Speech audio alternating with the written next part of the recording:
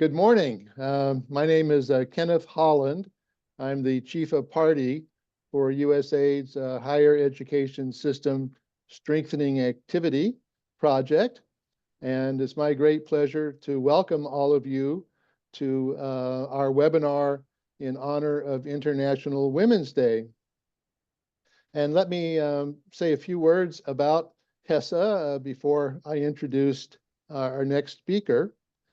So HESSA is a 5-year project in which USAID has provided funding to the University of Utah, and the University of Utah in turn has made sub-awards to the University of Alabama and also to the Institute of International Education.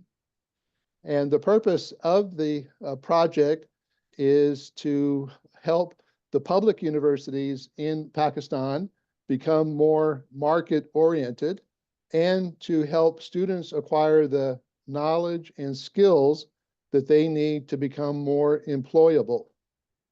And an emphasis of the project is to help female students become more employable and to help them acquire the capacity to even start their own businesses after they graduate. And then also we have a special emphasis on helping female faculty become leaders within their institutions. So we're providing training and support so they can become department heads, deans, even vice chancellors. So the emphasis on promoting women's leadership is an important part of the HESSA project. We're also helping the universities develop offices of equity, diversity, and inclusion. So we've worked with 16 public universities, and 4 of them are represented today by very distinguished colleagues, and we'll be hearing from them soon. So HESSA is divided into 3 components. Component A is focused on leadership, including women's leadership. Component B is designed to improve the quality of teaching and learning at our partner universities. And component C is designed to improve student success, including students' employability. So it's I also wanted to let everyone know that this webinar is being recorded and that it will be available on the University of Utah YouTube channel soon.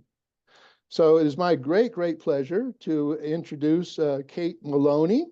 She's the director of the Education Office of USAID Pakistan, and she's been a great supporter of HESSA, and we're really delighted to be able to ask her to say a few words. Kate?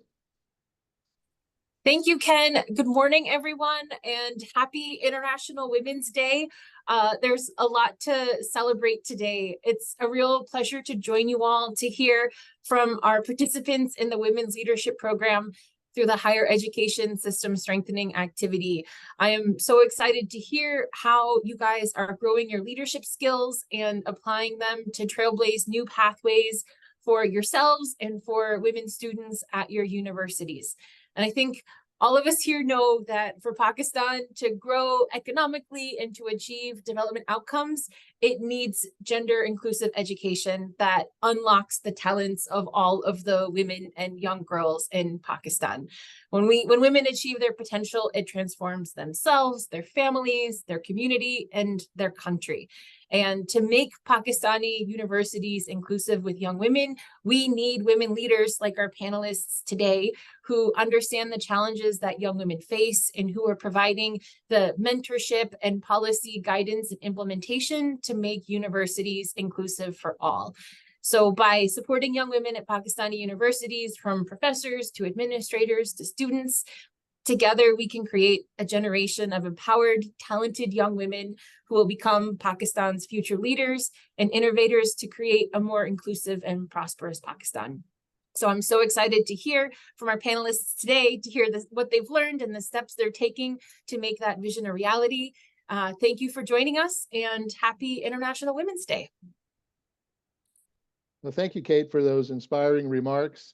And as we all know, that no country can fulfill its full economic and social potential without the full participation of women and young girls. So thank you for those inspiring comments. So now it's my pleasure to turn the microphone over to our moderator, Dr. Susan Carvalho. She's the Dean of the Graduate School at the University of Alabama, and she's been leading the women's leadership component of HESSA.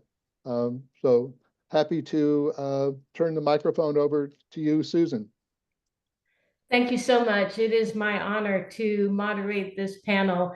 And we could tell all day about the leadership talents that we have seen in the Women's Leadership Program, but it's much more interesting and much more impactful to show you instead of to tell you about the Women's Leadership Program and the achievements that have been made. The Women's Leadership Program, which is just one of the many HESSA activities, as you've seen, is designed to build the knowledge and expertise of women and also to build their soft skills, their confidence, their ability to navigate the obstacles of change in higher education. And as we know, those obstacles can be both active and passive, both overt and covert. But we know that for women, the range of behaviors that are allowable and approved in terms of overcoming those barriers is narrow. And so the women have to be quite strategic and intentional in developing a communication style and a strategy for advancing the goals they have set out. Women are one half of the brain trust in society, but they are not one half of the leaders. And that is true in higher education as well, on our side of the ocean and yours. So with advancing the projects and the leadership visibility of women, we provide the role models for those students of our next generation. The HESSA Women's Leadership Program allowed the women to set up a network of 3 mentors who could guide their plan, their strategic initiative. Those mentors included 1 from the US and 2 from within Pakistan, so that suggestions and solutions that were proposed could be well adapted to the local context, at the same time that they provide access to a broader global vision of higher education and advancement. Each of the women, in addition to having this network of support, engaged in an online course and also was able to spend some time in the US shadowing women leaders and receiving feedback on their own individual leadership styles so that they could become more conscious of developing a broader toolkit for navigating all of those obstacles. So each woman was asked to identify a strategic initiative that they would advance in their institutions that would in some way address the employability portfolios of their graduates. And even in the way they chose their projects, these 4 women showed that they had a strategic view, not only of what was best for the women or for their own leadership, but what was best for the institution's strategic plan. They chose initiatives that were well aligned with the core identities of their different institutions and the strategic plans of their vice chancellors. So we're going to hear about those 4 projects and some of the lessons learned that might be transferable to any leader who wants to advance a specific initiative and make a specific change that moves their institution forward. So each participant will speak for about 5 to 7 minutes, and then we will have a series. I will pose some individual questions, and then at the end, we'll have time for a few questions from the public. So please, as questions occur to you during the presentation, use the Q&A button to post your question there, and perhaps we will be able to answer it. So I'm going to ask each of the women first to introduce themselves, and then we will go back and have the brief presentations from each.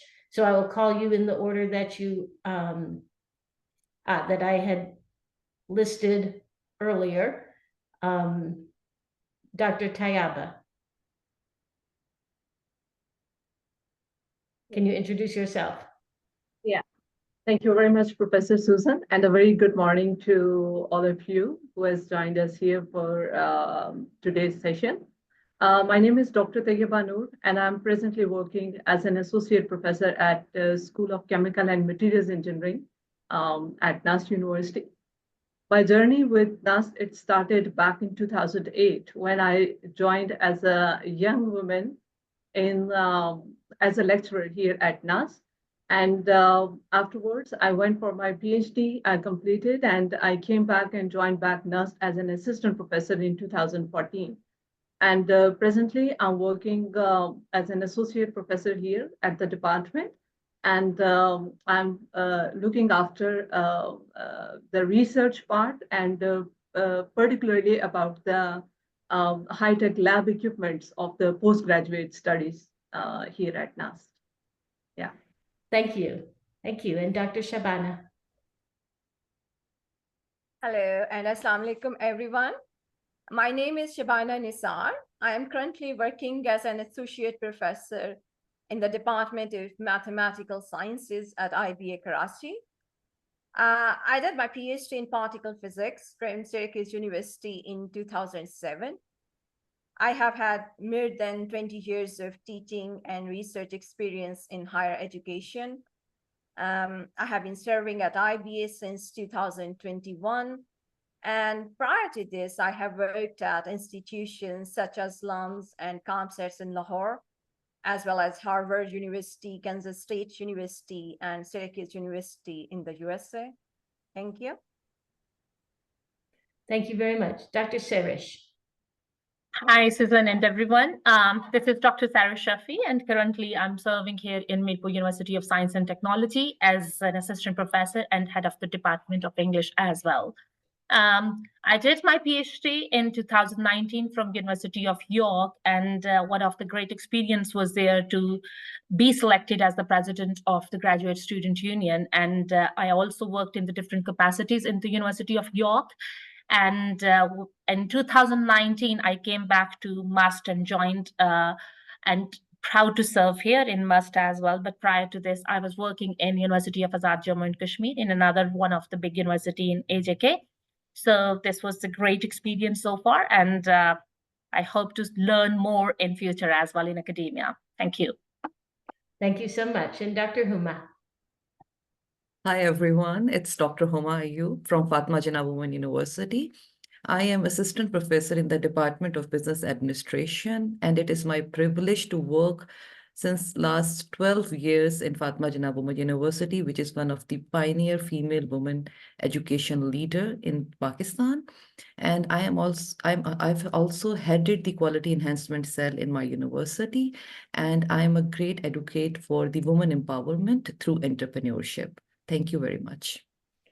Thank you so much.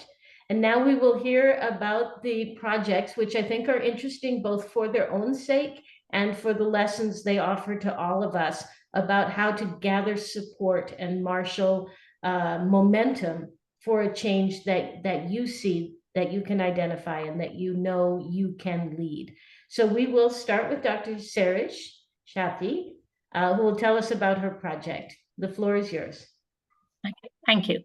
And so I will start from there where this journey began. I just was having the great experience in University of Alabama, where I just came through the brilliant people, and I learned that how I just actually through that experience, I refined and defined my leadership skills. And this occurred to me that how you can think about strategically and how you can promote the sustainability in any institution which can be productive for the society.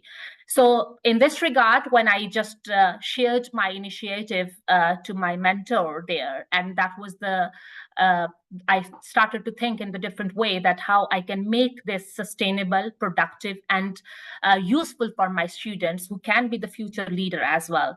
So thinking in that strategic way helped me to think about what was more required. And then I started to take an initiative of establishing English Language Center in Mirpur University of Science and Technology. And the background to start to take that initiative was actually to think about that in the Faculty of Social Sciences, a dropout ratio of the student was mostly because of their poor English language skill. And as you know, that in the medium of education in Pakistan as well, in the higher education is English. So a lot of the dropout ratio of the student and the low academic performance was because of the English language barrier, because most of the students who are here are from the far-fetched areas where quality education is considered as a luxury.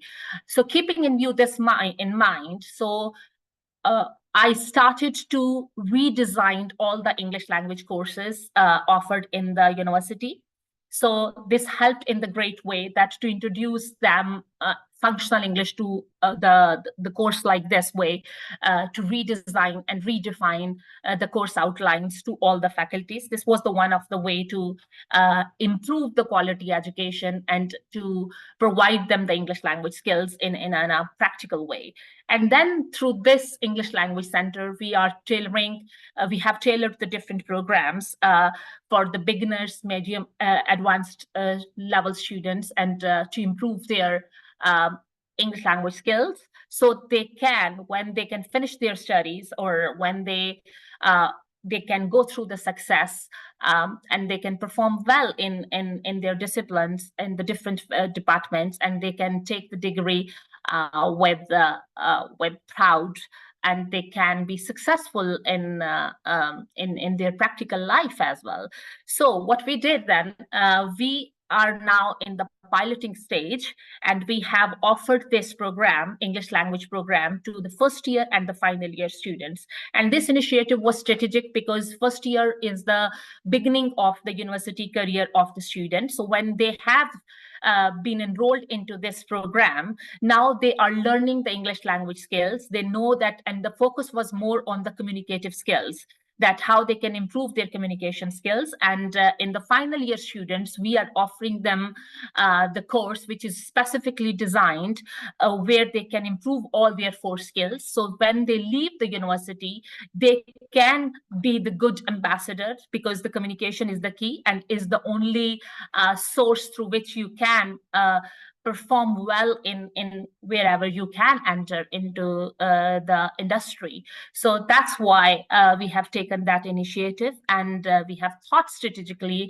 that how we can help to the maximum students, because to make it sustainable was also the key. So we have thought about through the different sessions, and we came to this conclusion that, okay, we can offer the scholarships to the students, and we can offer the different programs to the public as well. So through that, we can make it sustainable. So that your students in the must, they can get the maximum benefit throughout the whole program through the financial resources which we can create from the otherwise the way. So this is the way we have launched this English language program. So one thing is that it is still in the piloting stage, and we are opening this school, language school, in spring 2024. Throughout this journey, of course, as I said, that the leadership skill which we learned in through this women leadership program, there were the different challenges as well. Some were on the management level, some were on the logistic way. We had the space issue, we had the different financial barriers as well. So what happened that in this whole experience, what I learned that how you can be adaptable to the situation, and how you can face all these problems through the strategic way, by collaborative style. So you don't need to make the way in that way that can create the 100 different problems, but you have to mitigate the problems, and the conflict management you can do in the different ways, which we learned the different skills during our HESSA program as well. So in this way, we have overcome all the problems, all the hurdles, and now we have our own designated space, and I'm very thankful here to the Vice Chancellor as well, who has throughout this process helped us. And that's how I learned that how you can trust a woman and then she can progress, and how you can make the society a wonderful society as well. So this was the great experience, and this was the great example in that way that we have taken this initiative in a strategic manner, and by following the leadership model which we have learned, and how that our university has trusted on us and invested on us by allowing us that what we want to do. And then in that way, we are making a difference in our academic environment. And this is what I really have gone through, that invest on women and you can accelerate the progress. Thank you so much, Susan. Thank you, Dr. Sehrish. And it's very clear that not only you've thought about the sustainability of this initiative, but that it will not be your last initiative. I also like the way it levels the field for your students who may have come from schools that did not offer the rigorous English training that might be optimal. And so you can give us a leg up to those students. Thank you. Thank you. And Dr. Shabana, you tell us about your project. Yeah. So why did I choose my initiative? Well, this is an interesting question, and I was looking forward to answering it. To answer this question, I need to travel back in time. When I was an undergraduate student, I loved math and physics. I had a deep passion for these two subjects, but I was equally intrigued by history, literature, philosophy, and sociology, and most of my friends were studying social sciences. However, the college administration advised me to steer clear of the Department of Social Sciences and concentrate on math and physics. So, of course, I stayed away from the Department of Social Sciences as advised. It wasn't until I went to the USA for my graduate studies and began teaching undergraduates that I discovered that this model allowing students to explore courses from various disciplines, pursue majors in more than one subject, and even combine majors and minors. I found this approach incredibly inspiring and useful. It not only broadens your perspective because you're not only focused on your major, but also exposed to diverse ideas and subjects. And that really enhances your understanding of the world and defines your critical thinking skills. I had a fellow grad student who was a double major in physics and philosophy. And, you know, he was the best teacher because philosophy had really helped him building his teaching skills and constructing arguments and explaining ideas in an effective and interesting manner. Also, when we are young, many of us aren't certain about our career paths.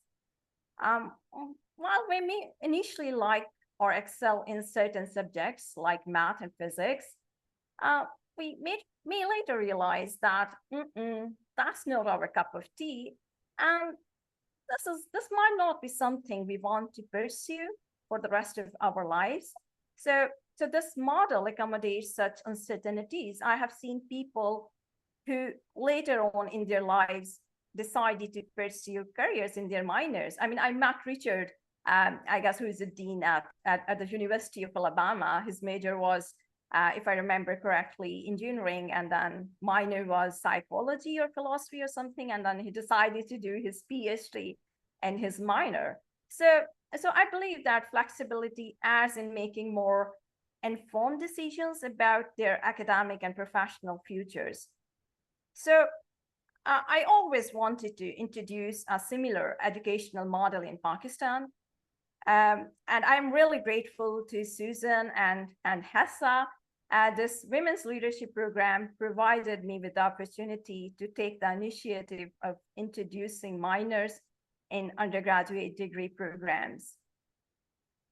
Now, when I started working on this initiative, the most difficult or challenging aspect was figuring out how to implement this idea.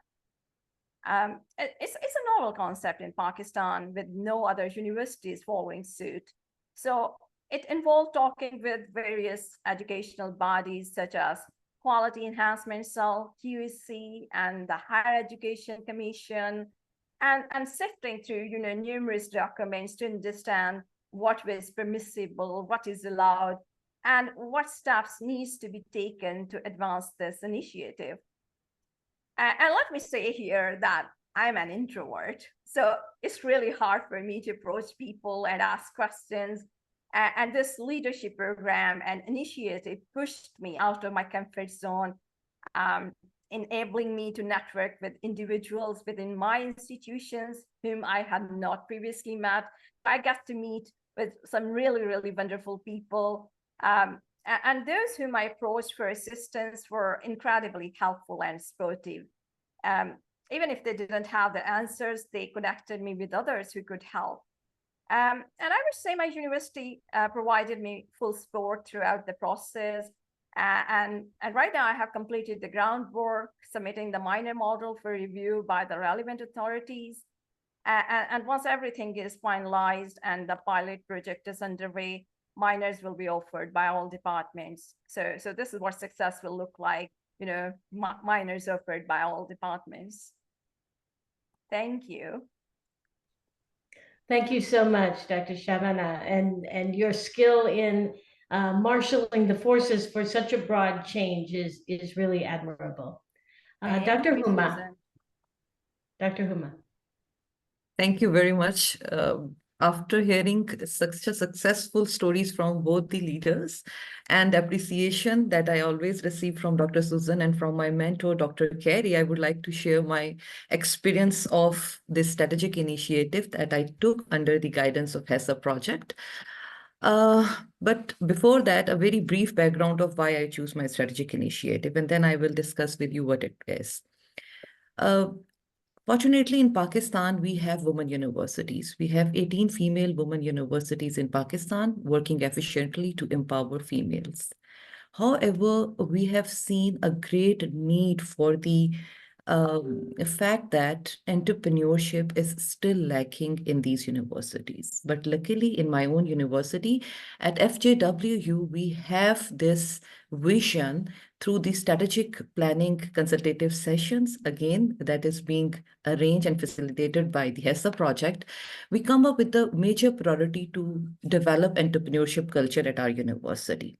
And from there, I get the idea that, yes, my expertise coincides with this initiative and this strategic, you can say, way forward to work on the entrepreneurial culture development at my university.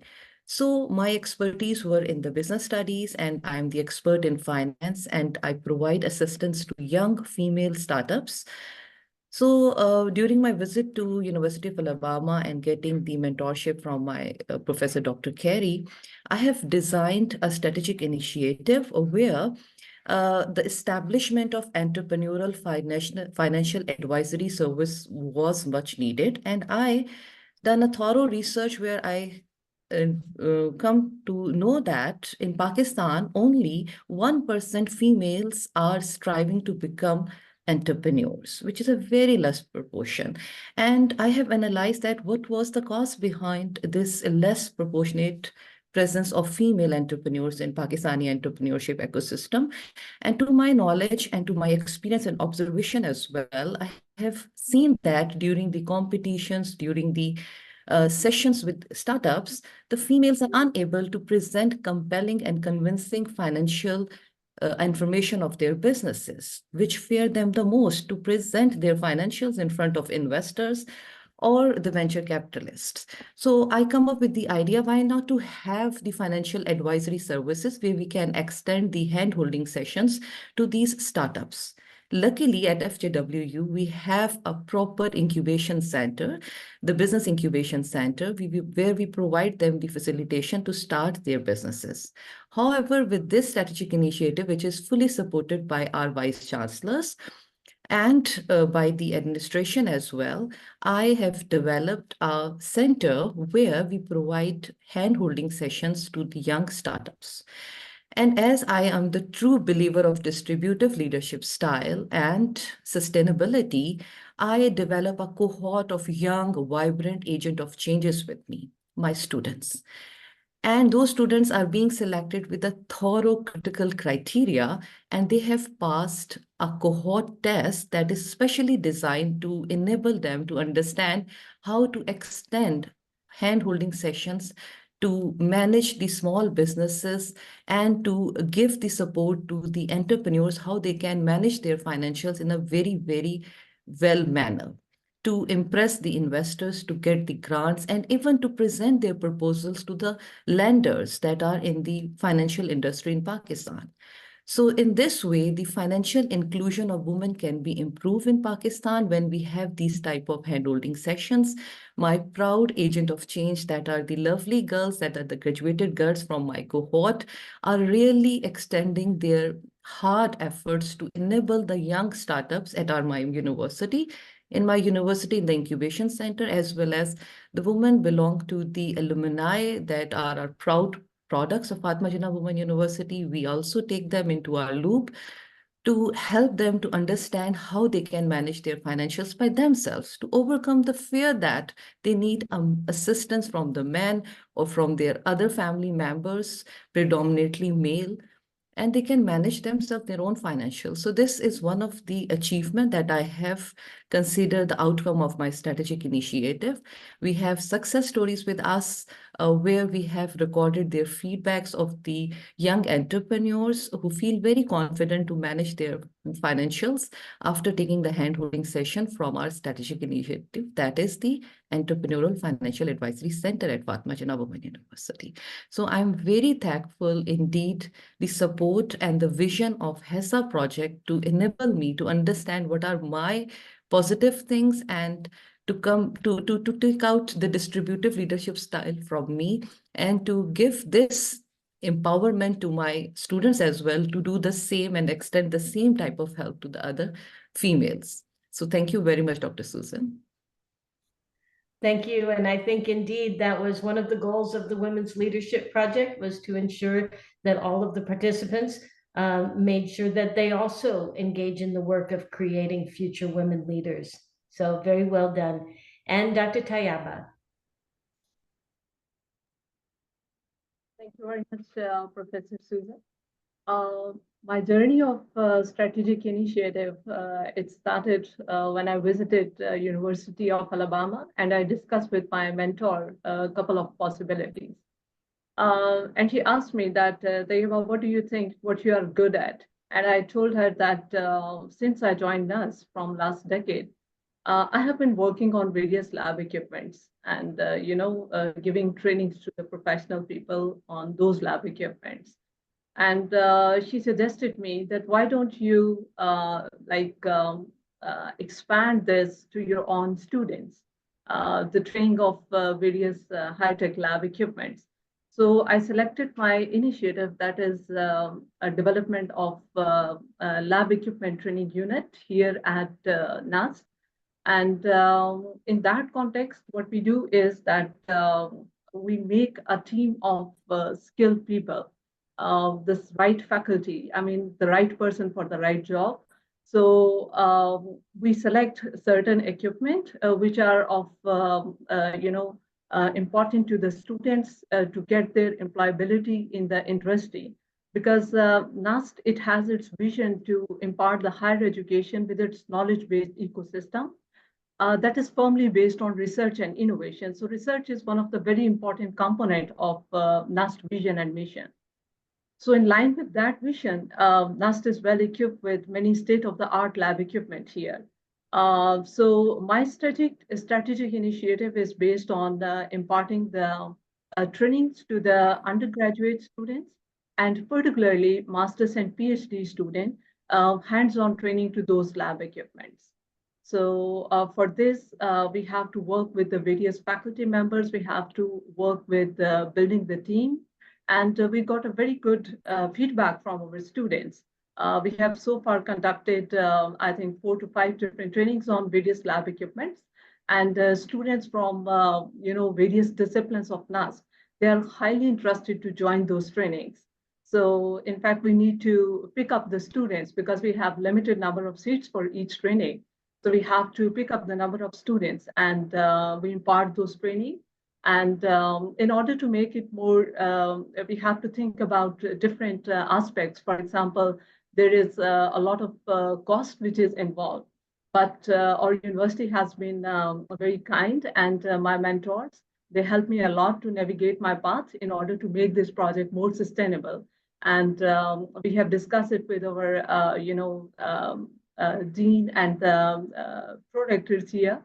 And they are also very much interested in taking this initiative to the other schools and expand it to the all over NAS, so that our graduates, when they are absorbed in the university, they are well prepared of in terms of using various hands-on lab equipments. Yeah. So HESSA, in fact, it has provided me a great opportunity in terms of leadership.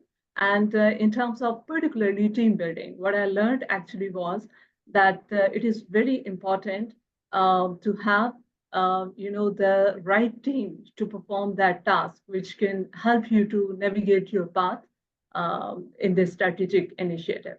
Yeah, thank you. Thank you so much. It's very clear how the employability and marketability, as well as confidence level of your students has directly been improved through your initiative and your ability to get that initiative off the ground.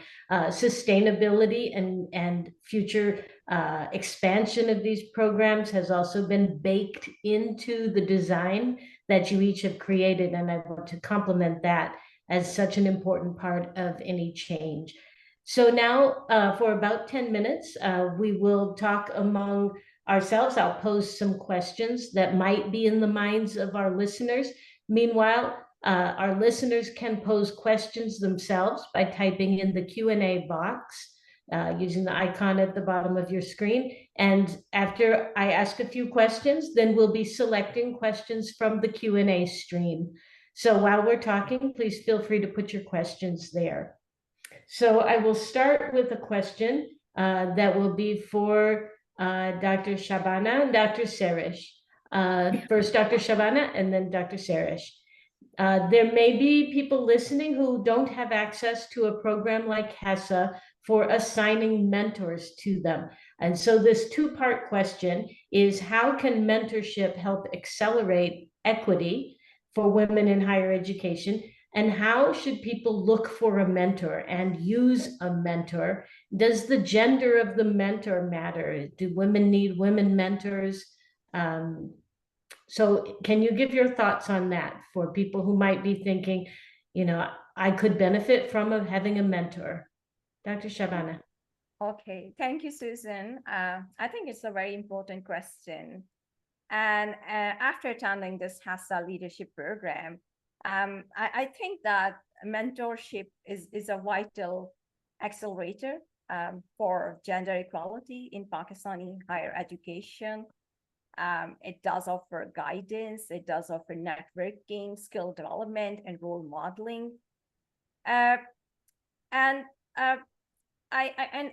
think that it's really great to have female mentors, and I would again say that it was a really, really great experience to attend this HESSA program, which was run by a group of wonderful women. So you feel more safe. It's much more safer, more motivating.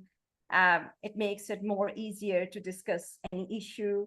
And as I said, that after attending this HESSA program, I am even more convinced that mentoring women is crucial for female empowerment. It gives you, Susan, I was telling you that, I'm very much into STEM science outreach and STEM popularization, especially among young girls.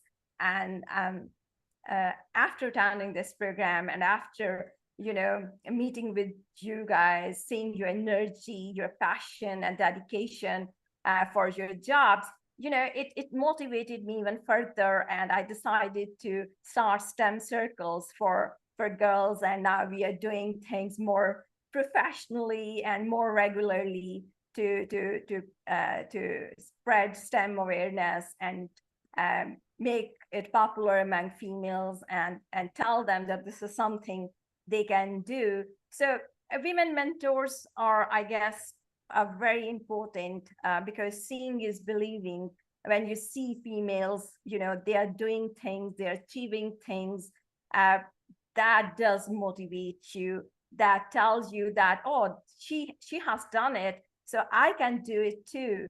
She has broken the chains. She has, like, for example, if you're talking from Pakistan's context, of course, it's patriarchy. So if these women can break they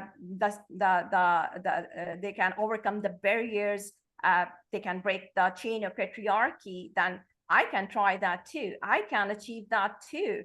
And let me say it, I'm just going to take a little more time. So I'm a particle physicist, So when I moved back, I joined LUMS, and I was the only female faculty member there in the Department of Physics, but also in the School of Science and Engineering. And then I moved to another university, Kansas.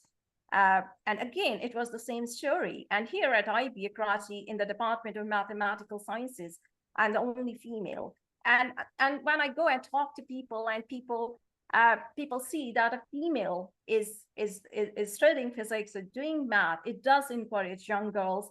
And because even I did my PhD in 2007, and this is 2024, and still stereotypes do exist. Still patriarchy exists. So in order to break down this chain, in order to get rid of these stereotypes which surround these fields or any other thing, you need to have women role models. They are the only ones who can, make a gender, make a society where everyone is equal, where everyone has equal rights, and this is something extremely important, I guess, because, we are 50% of the population. So if we are not included, if our voices are not heard, then the society cannot progress. So it is very important to have female mentors, I think. And I would like to add here that males can be good mentors as well. It's not that. But it's kind of a completely different, game when you have a female mentoring a female. It's very powerful. It gives a great message, and it energizes you. It kind of gives you a driving force. It pushes you to do things. So yeah.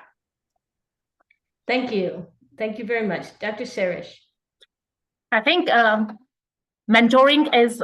In Pakistani situation, I'm talking purely in this context. Mentoring is the best way to help the women to come forward and help others as well, because the social inclusion is the only hindrance in the Pakistani society, where there are less opportunities for the women to come forward, and there are less opportunities in academia, for example, that you can find. I was looking at the number that there are very less women who are in the higher positions in academia.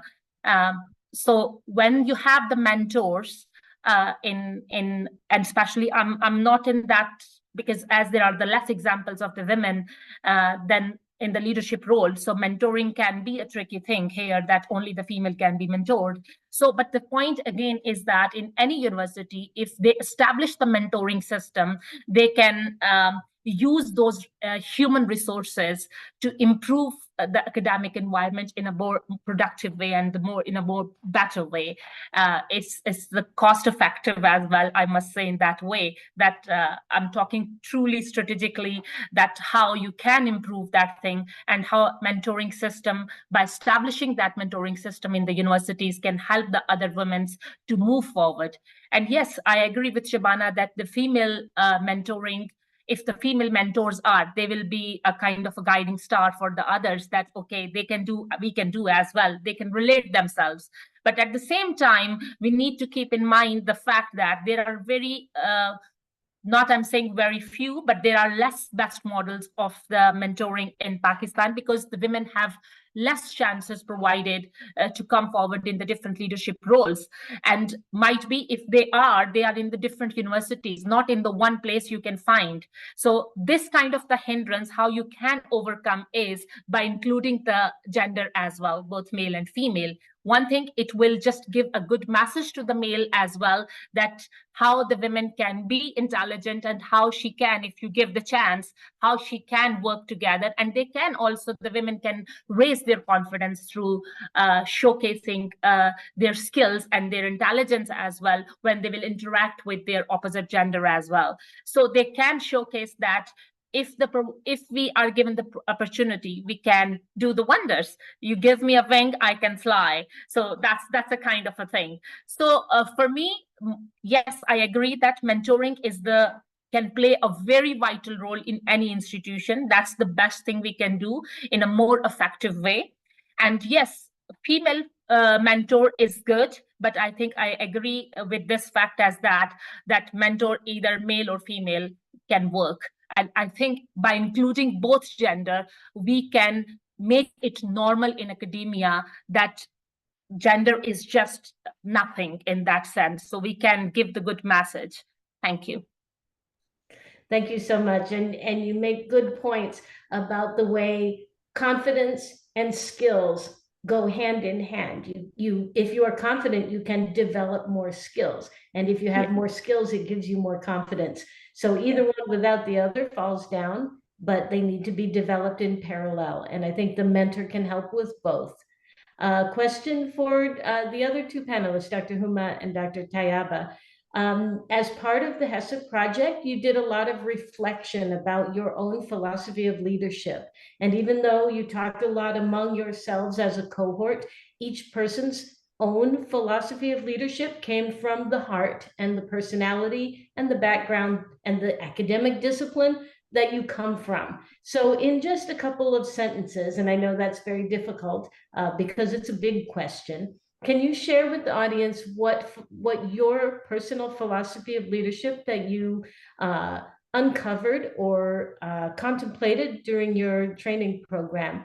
Can you give us a brief outline of that, starting with Dr. Tayyaba and then Dr. Huma?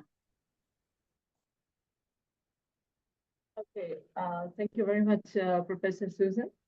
I think what I have discovered during this course of HESSA project particularly, I have been in certain leadership roles during my academic career, but what I have discovered more during this HESSA project particularly was that my leadership philosophy, it revolves more or less around team building.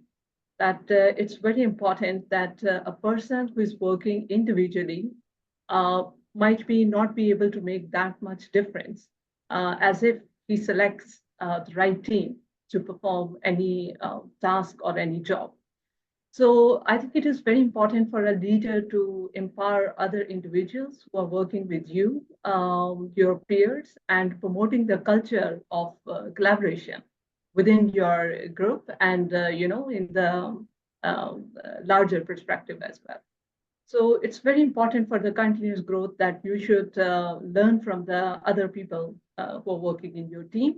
And one should promote as a leader, I think, a more inclusive environment where every member of your team, they should feel valued and they should feel that their voices are heard of. So that's what I believe in. Very well said. That gives me so much to think about in terms of humility and also the way women in authority can be misread by many people, male and female, because it can differ from some traditional paradigms. And so the team building approach must be very effective indeed in bringing people around to a broader perspective. Dr. Huma. Yeah, I fully agreed with Dr. Tayyaba and your perspective as well. As I already mentioned that I'm a true believer and advocate of the distributive leadership style that truly believe on the team building, the trust factor, and from my personal aspiration, I would like to say that celebrating success of each other in a team is one of the factors that most effectively influence the youngsters.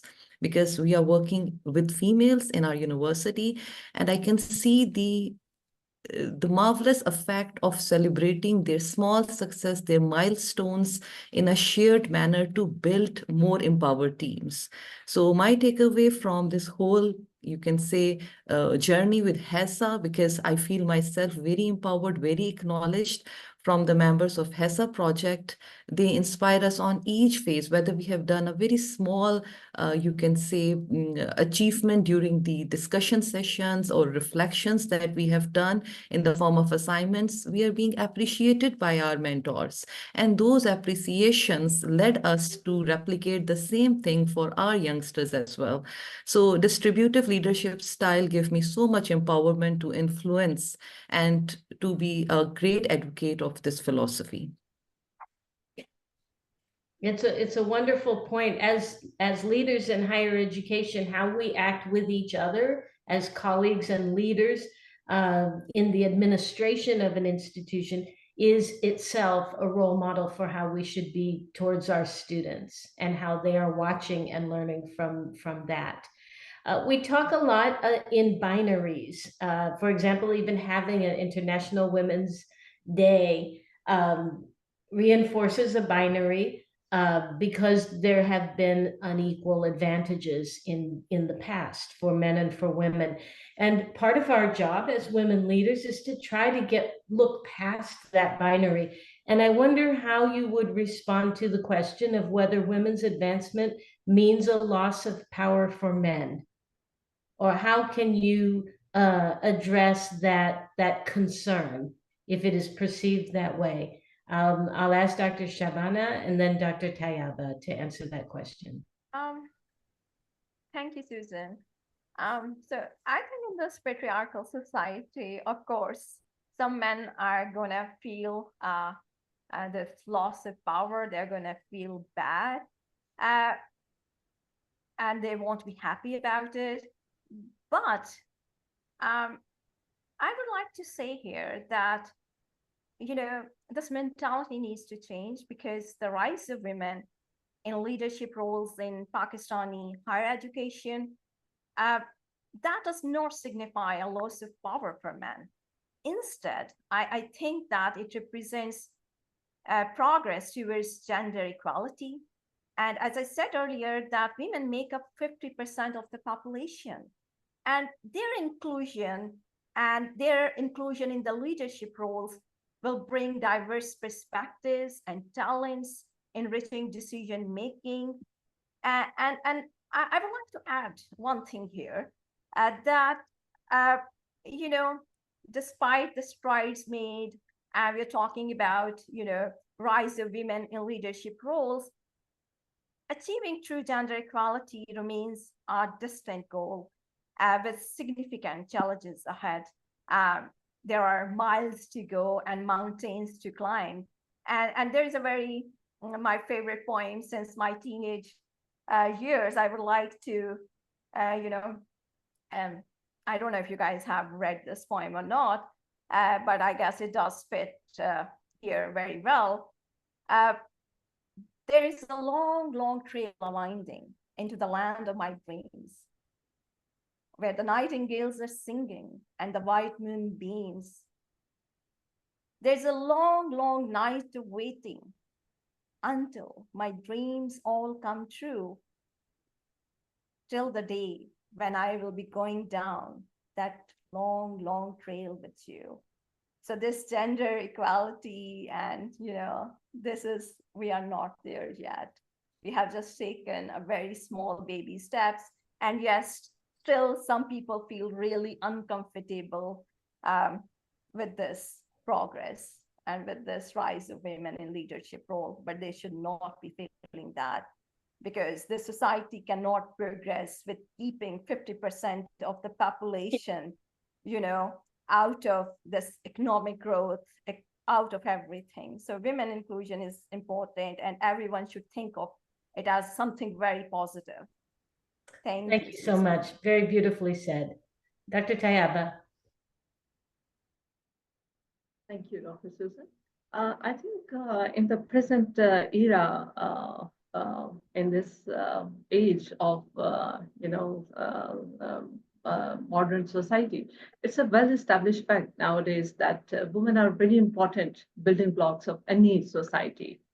So I think that the progress of any society, it is based on ensuring that the women, they have the equal rights and equal access to all the opportunities and the resources so that they can also thrive at various fronts in their life.